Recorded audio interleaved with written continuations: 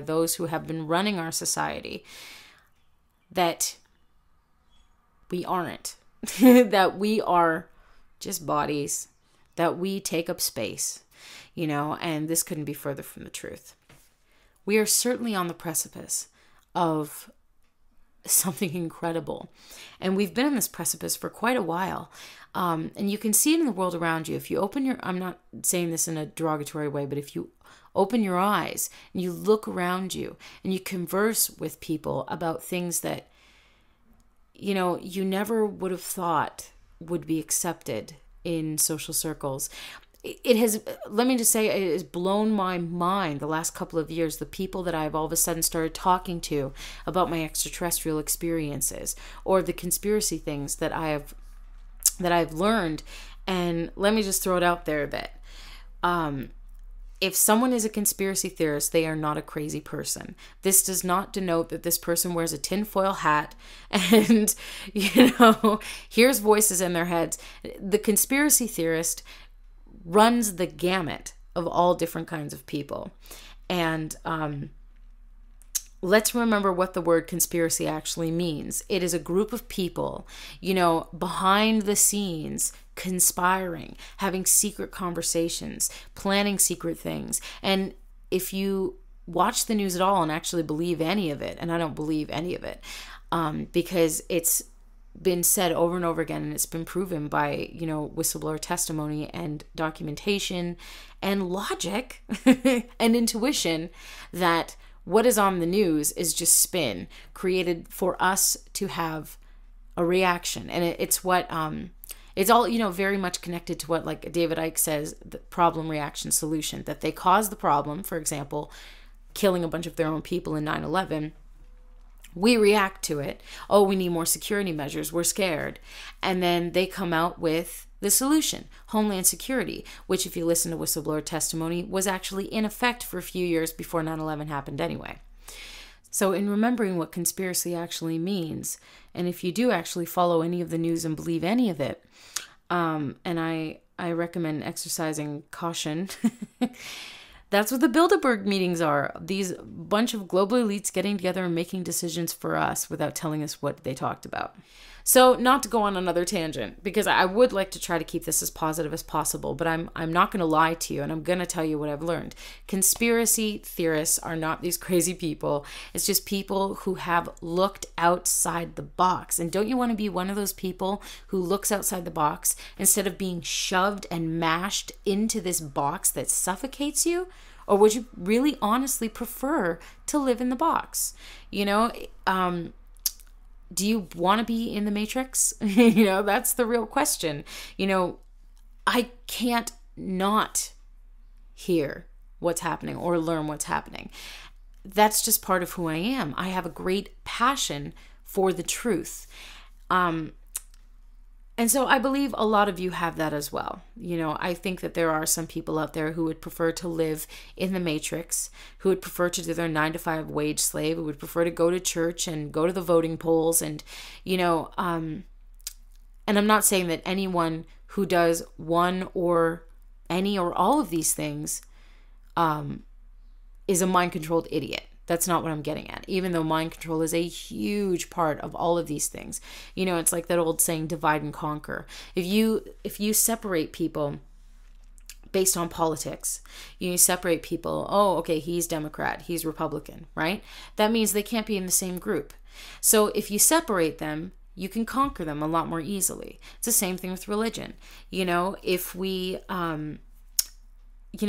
so many facets of Christianity are all these different religions, Catholicism and Jehovah's Witnessism and Mormonism, and God, the list is so long, and most of these things I don't even, Presbyterian and all this other stuff. Most of this stuff, it's just that they read the same book and they got some sort of different interpretation based on the same wording. And they all separate themselves from each other. I see it a lot in my partner's life, where his the maternal side of his family is Jehovah's Witness. And it disconnects you from absolutely everybody, because while it may put you together with like-minded people who are obviously very brainwashed under a particular system, the Jehovah's Witness system, it separates you from all the amazing other people out there, because one of the rules or doctrines is not to speak to someone who isn't a Jehovah's Witness. That's just ridiculous. But again, it plays into the global elite's hands by separating yourself from other people. And while we may be very different and very unique in many different ways from one another, we're all the same. So why are we working so hard to do the work for them? That makes no sense. It's like what I was talking about, I believe, in the last show, when I was saying, don't hate these people. Don't hate the global elite. Don't be angry. A little anger is okay, but don't be raging about these people, because what's going to end up happening is you're going to give focus in their direction, and it's going to be nothing but power in their direction. And they don't deserve it. It's not that on a soul level they don't deserve anything, because on a soul level they are these beautiful, perfect, divine beings. But it's on the physical level that they have just lost their spiritual way, so to speak. So here we are at almost 35 minutes, it looks like. And I'm stretching and having a nice yawn. Here on May 25th, and this is probably going to be put up on YouTube around the 26th or the 27th. Usually it takes me a day or two to get all the pictures together and put it up. And in case you're wondering, the pictures that have been put up are all photographs that I've taken.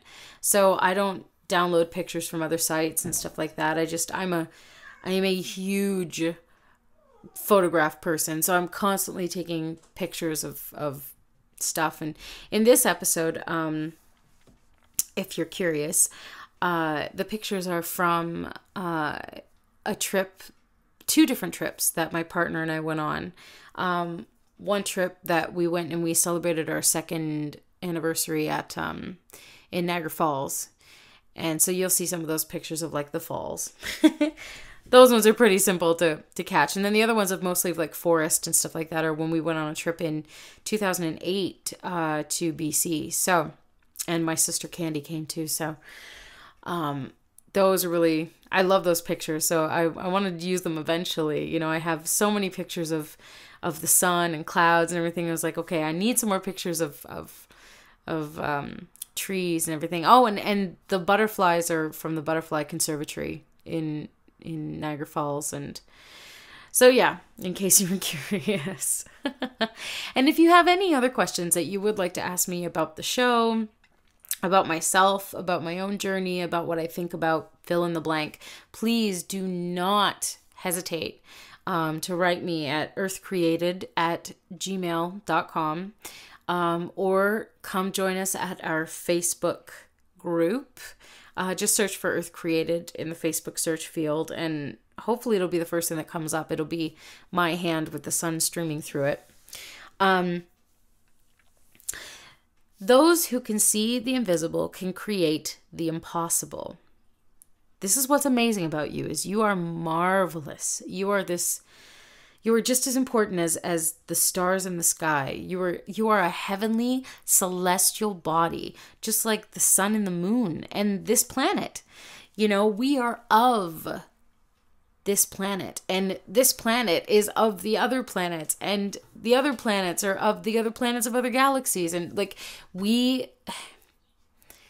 it's mind-blowing how incredible we are. And we are so powerful that the global elites have done everything in their own power to dumb us down, to make us forget, to drug us up, to miseducate us, to keep us occupied, to keep us appeased. I mean, come on, we're being given iPhones and iPods and iPads and any other thing with I in front of it, and meanwhile they're getting in military bases here on Earth and getting in elevators, and ending up in Mars within seconds. These are called jump rooms.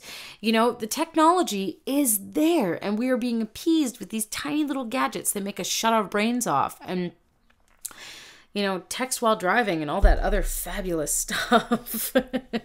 You know, so we are so powerful, my friends, that they have to dumb us down with idiotic TV programming, drug us up with pharmaceuticals and vaccinations and all this other garbage, and, you know, make us sick with GMO'd foods and with junk food and fast food, and God, it's just awful.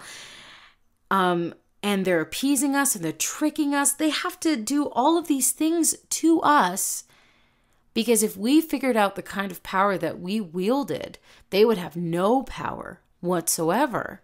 And that's what's incredible about us, is that we have to have all these horrible things happen to us for us to be so distracted and to be so sick and to be so lazy and to lose all the fight, so that we don't wake up and realize, hey, we're pretty freaking incredible. And what's amazing is that this is what's happening, is people are waking up to this. And like I was saying earlier, you're seeing people that you never ever thought would wake up to any of this stuff. People who bought into the system for the longest time. People who were so indoctrinated by the miseducation system or by politics or religion, who were so brainwashed by the things they saw on TV and in movies, and you know, having to have the latest Gucci purse, or, you know, all this other garbage that doesn't matter.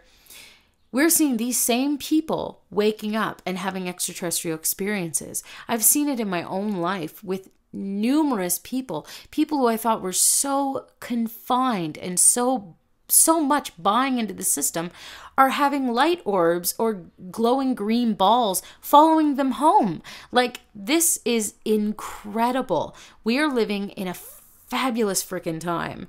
And the longer that we let ourselves be confined into these suffocating, sick, smelly little boxes, you know, it flabbergasts me, and it excites me at the same time. I'm so passionate about this subject, about humanity, because I really do have the greatest affinity for us. And while I may be a loner and I tend to do everything by myself, you know, I love you. I love you, you fabulous freaking human who can do possibly anything that you imagine. You know, the only thing that separates us, like it says in Conversations with God, the only thing that separates us from Jesus or the Buddha is that we have doubt that we could actually do these things. We have doubt that we could actually fly without an airplane. We have doubt that we could actually levitate. We have doubt that we could be telepathic or use telekinesis or remote viewing or astral travel or see into our past lives. Once you get rid of that doubt, and I'm not saying that I am always perfect and never have the doubt ever for one iota of a second. That's not true. Because once in a while I doubt myself, for sure. I'm, you know, there's that physical aspect. I'm human, you know, and so are you. And I understand that. And I love that. But we are really this powerful, incredible race of beings. And if you look into, like, for example, Alex Collier's work, and Alex Collier really fascinates me. He has had Andromeda